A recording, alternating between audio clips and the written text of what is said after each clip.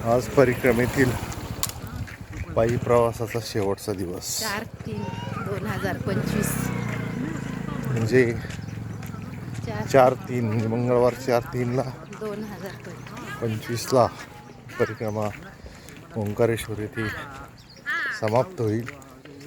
काही तासाचं अंतर आता बाकी आहे ओंकारेश्वरला जाण्यासाठी. अशा या परिक्रमेमध्ये साधारण 113 दिवसामध्ये आम्ही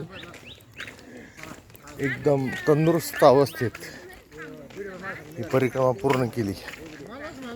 नर्मदा मैयाच्या कृपेने कोणताही त्रास किंवा आजार जाणवला नाही.